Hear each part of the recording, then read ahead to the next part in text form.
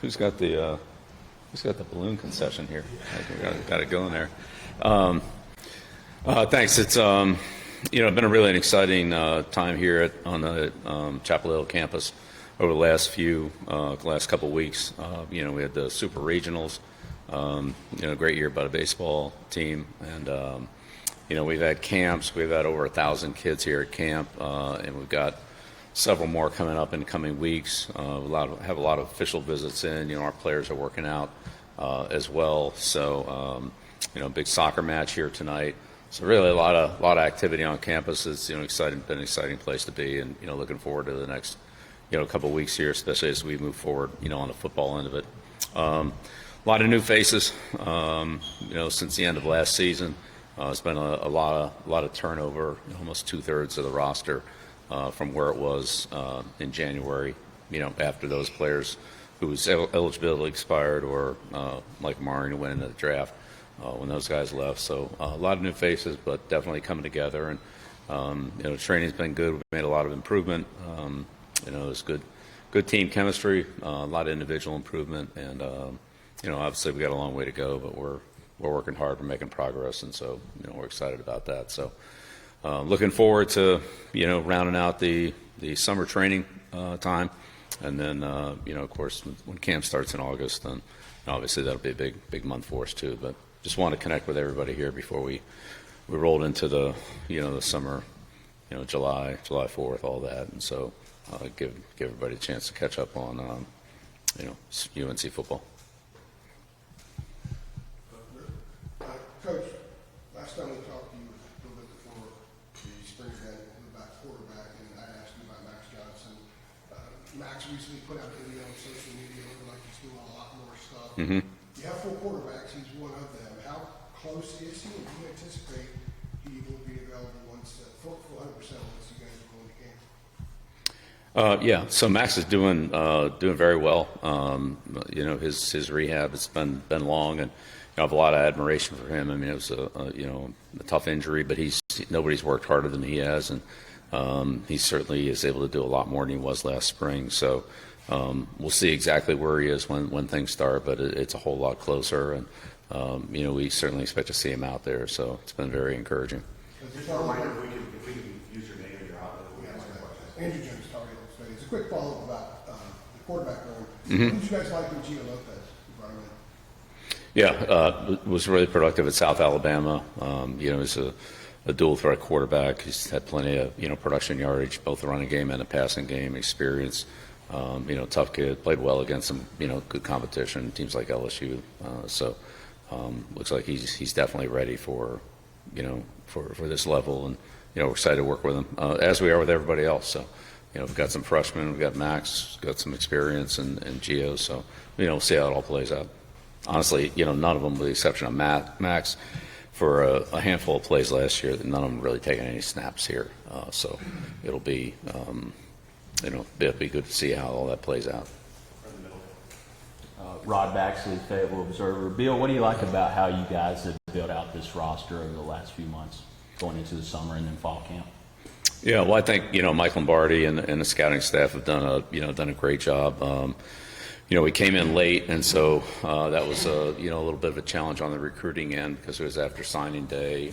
We were active in the portal, but kind of late on that too because a lot of those established relationships had been previously established with some of those portal players. But that being said, I thought we still were able to improve the roster, and then we've had an addition of some players this spring who I think will be a factor, and the 26 recruiting classes. It's gotten off to a good start. We have a long way to go on that, but we've seen a lot of good players, and there's a lot of interest from those kids in coming here. We have some commits, but again, those commits don't really count until signing day. But still, I think that's a sign that we're on the right track, and from the quarterback position to the skill positions, the offensive line, and a lot of defensive front seven players and some players in the secondary, as well as a place kicker. I mean, we've got we're off to a good start. We'll see how it goes. Thank you. Yeah, Shipp from News and Observer, Raleigh. Just you haven't seen your team in a game yet, but after spring ball, what do you feel like the strengths of your first team? Yeah, that's a good question. I think we're just going to have to evaluate that as we go. We'll have a lot better idea in training camp. Again, there were several players that left the team after spring ball, and then we have a lot of new ones, a lot of new faces, both incoming freshmen and players who came from transfers. And so we'll just have to see how all that plays out. I think where we were then and honestly where we are even today is we're at a different spot. So, it'll be interesting to see how it all comes together. We got a lot of work to do, but it's certainly trending in the right direction. We've had good leadership from, again, some of the guys that have come in here, some of the people that you'll hear from later on. Those guys have done a great job of setting the pace and encouraging the guys to come along and put in the work. And we've had really good, results from our physical training and the team building as well. So long way to go, but, feel like we're on the right track. On the left. Bill, Adam Smith with Inside Carolina. Yeah. Just want to ask, how did spring practice shape your impressions of this team since you hadn't coached any of these guys before? And how did spring practice maybe influence what you felt like needed to be done with the roster going into the next portal cycle? These are great kids to work with. They really are. We've had great buy-in. There have been really no problems at all. I mean, these guys are on time. They're early. They work hard. They put in the work on the weight room, in the weight room, out on the field. They spend time on their own, whether it's doing extra training or coming over and watching film and that type of thing. They've made a ton of improvement. I mean, these guys are a lot better than they were when we started in January on every level. And so it's exciting to see where that's going to take us. I don't know. Maybe we're close to the peak, or maybe we're only a quarter of the way up the hill. I don't know, but we'll see. But the improvement's been very good, and I think the players, based on the improvement that we made from January to April, I'll let them speak for it. I don't want to speak for them, but I would say that based on the improvement that we made during that time frame, that's kind of generated some momentum to, if we keep working like this, we're gonna continue to get better. And these guys have dreams and aspirations, beyond North Carolina, and I think that's realistic for a lot of players. And so they're working really hard to not only get the most out of themselves individually, but they're great teammates. And so that's where we're trending. Back middle. Aaron here, the Associated Press. You just talked about building out the roster. I'm curious, what have you found to be the biggest challenges in navigating the transfer portal, considering so many people's college athletics described it as kind of chaos at all times? I'm curious, when you're building a roster, what you thought of it. Well, again, it's an area that Mike and I have been very familiar with. We spent a lot of time in that free agency space over the course of our careers in the NFL. I'd say the biggest difference in college is just the volume. There are just so many players. The college portal is, we're in the thousands, and then you're looking at a 26 recruiting class and then a 27 recruiting class that we're starting to build relationships with, and even some 28.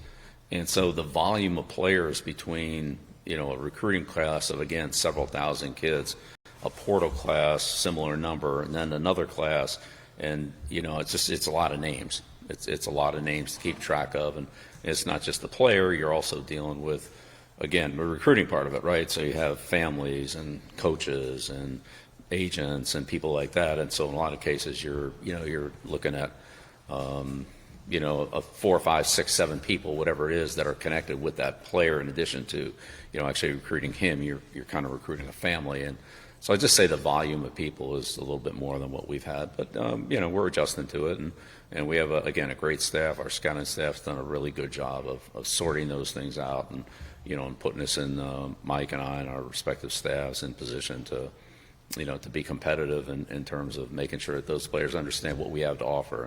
And what we're selling is, to be a pro, to be a pro on the field, to be a pro off the field in terms of life learning, and of course the academics here are, outstanding. So, we'll get players ready to go to the next level, whether that's training, scheme, fundamentals, preparation, film, situation football, all those things. That's what we do, and that's what we're selling. There are most kids are interested in that. They really are. So we've had great buy-in. So thank you. Holloway with Inside Carolina. One player that we saw some later is, of course, Thad Dixon, who Steve coached at Washington last time throughout the spring. him in the spring, what did you like about some of the things that he was doing, and what do you identify as some of the strengths of his game? Yeah, like a lot of what Thad did. Let's start with just the person. Great leadership. First one on the field, works hard, very good in preparation. Had some individual meetings with Thad. Really, got to spend some quality time with him. He's been great with our recruits. Probably one of the best that we have in terms of helping the kids that we recruit come in here and understand what the program's about and how it can be beneficial to them. But he's got good skills, probably could play any position in the secondary.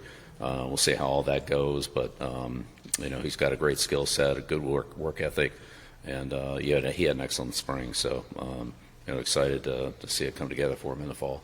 In the back on the left. Hey Bill, Pat Walter from WRAL. There's been so much interest since you got hired in you as a coach and also in your personal life, lots of reporting out there. What do you think is the biggest misconception about you in your time here at Carolina so far?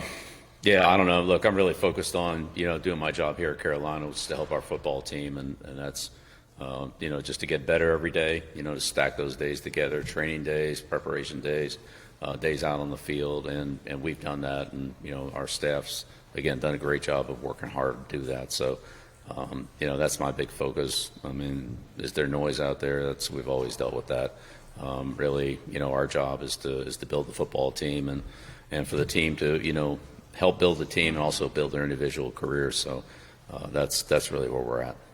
Thanks. Yeah. Bill, Brian Murphy with WRL. One quick follow-up and a different line. If you knew there would be this much interest in your personal life, would you come back to coaching, or has that taken away from the experience of you coming back to coaching? And then totally unrelated on the house settlement with the roster limits and everything you've had to deal with, how have you sort of had to make decisions based on the cap and based on the number of scholarships and the number of rosters?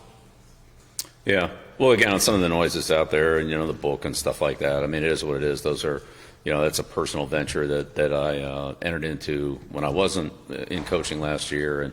And hopefully that'll be a big purchase on Father's Day. But in any case, the house settlement, something that we've all kind of been waiting for. And now that that's been handed down, it's quite lengthy and technical. And so, we have people on our staff and lawyers and so forth that are looking at it. So we have a full understanding of exactly what we're doing. We did that over the weekend, and Michael Lombardi and I will be meeting with those people that are advising us on what exactly it means, what we can do, how we need to configure things a little bit differently than maybe we've done in the past couple of months. Again, a lot of this was anticipated, but now that it's more formalized, we'll have to make sure that we're compliant with every part of it, and from roster size to payments and fair market value or reasonable market value, terms like that. The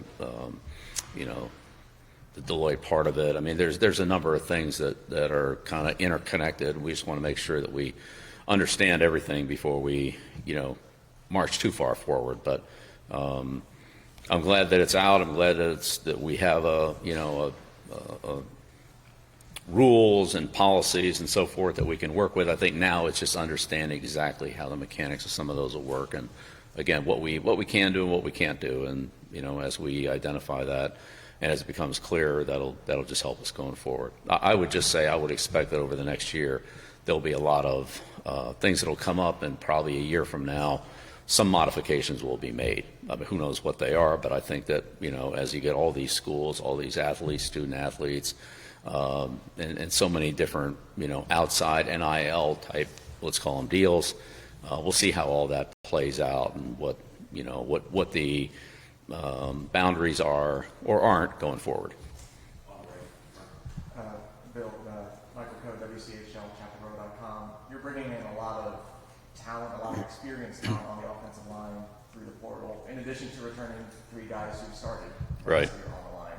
How do you juggle all of that experience when there are only 5 starting spots? Right. Well, I would say in my experience, in the NFL and certainly looking from the NFL at the college landscape, it's really hard to go through a season with the same 5 offensive linemen for the entire year. That almost, I won't say it never happens. It's unusual for that to happen. And certainly, we've been in situations, and as you've seen many teams, lose multiple players at the same position, for a game or two or a period. So depth is important at every position. You just never know when you're going to need it, right? And so, and again, it's good competition. Competition will bring out the best of everybody. And I think that, we have a very competitive group. Those guys embrace competition, and it makes all of us better. So I know for me, coaching against guys like Andy Reid and Kyle Shanahan, Sean McVay, Sean Payton, guys like that, that's what made me better. I mean, it was really hard to coach against those guys. So that's what sharpens your game. And I think as an athlete, student athlete, that, good competition both on your side of the ball and on the other side of the ball are important. But to your point on the amount of veteran players we have, competition will be great. I think their experience will be very helpful. But I think that's also very important that Michael and I have talked about is the 26 class, that we need to be, ready to have some players in there for the guys that, won't be returning next year. So, there's some real team building that we need to address in the future. But again, for right now, we'll let the competition play out. But I think it's very good, very healthy. It's a lot more than what I think we had back in the spring. And, the best players will play. That's the only thing I could tell you. Heidi Kirk, WRL News. Given the focus on your personal life, how do you keep your players from getting distracted? And do you expect your girlfriend to be on the sidelines during games going forward? No, she doesn't have any role in the UNC football program. But again, there's been, noise out there about a lot of different things. Again, our focus is, day to day, getting better, stacking good days together, having good rest, recovery, and training, moving forward the next day. And from the coaching staff to focus on, how do we help our team get better? That's my job. That's our staff's job is to put a good plan in place so that they can, if they do the work, that they see the improvement. And so, that's what our job is. Second row left. Brian Ron with the Daily Courier. Obviously still very early, but do you have any early impressions on what you guys' kind of offensive philosophy will be, and how does having multiple options at quarterback kind of change that or open things up? Right. Well, again, at the quarterback position, we have really of our call it 5 players there at quarterback, including the 2 freshmen who are coming in. Bryce is the only one that was here in the spring. Max was here, but wasn't able to participate much, and of course Gio's new. So I think as we see the offense evolve, some of it'll obviously be in part reflective of how those quarterbacks do and how that position shapes up. So I think we have good competition there, and our offense is our offense, and we'll be able to adapt to whoever it is. We've certainly had a lot of quarterbacks through the years with different skill sets, and we're able to work with all of them. But we'll see how it all plays out. So right now that position is one that we just don't have a lot of on-field experience with. And again, even though Max was here, he just wasn't able to participate in a lot of the team drill or in any of the team drills. So it kind of also includes him, even though he's a very experienced player. Last one back middle. Jalen Gilkey, WF1, just out of Greensboro. Coach, thanks for your time. Sure, Joe. Wanted to know, you spoke on it earlier, the vast improvements that your team has made so far this spring. What were some of those areas that you were looking to see your team get better, and how close are you to where you guys want to be? Well, again, always working to continue to improve, and again, as we hit our targets, then we just keep raising the bar on those targets and see where it goes. But I think the improvement really was across the board. So better communication, better fundamentals, better understanding of what we're trying to do. Certainly, the conditioning was much better. We practiced at a very high level, similar to what we have done in the past with Moses Cabrera, our strength coach, and our offensive and defensive systems and so forth, and the players were able to respond to that and and maintain not only good health but a high quality performance. So we didn't run out of gas. We were able to sustain the workload of those practices from our off-season training that started back in January. So all those were great signs of growth. Again, how far can we go? How much can we improve? And how will it all come together collectively? We'll just have to see, but we're not going to stop. The improvement we made, we don't think we're there yet. We're definitely not there. We know we got a long way to go, but I think these guys have a really good future in front of them individually and collectively, and it's exciting to see the progress they've made. So, I just look forward to working with them every day. It's really a great group to work with, and a great opportunity for me and our staff to to see the satisfaction and the growth that they've had, like I said, individually and collectively as a group. And we have some new players coming in, and it's exciting to work with them. We'll see how that all works out too. So, thanks so much for coming. Appreciate it, and we'll turn it over here to some of our student athletes here. They've done a great job for all four of these guys. Given us great leadership throughout the time they've been here. In some cases, with Hardy and Shipp, they've been here, their whole career, but also Thad and Christo coming in. Those guys did give us great leadership all the way through. All right, thank you.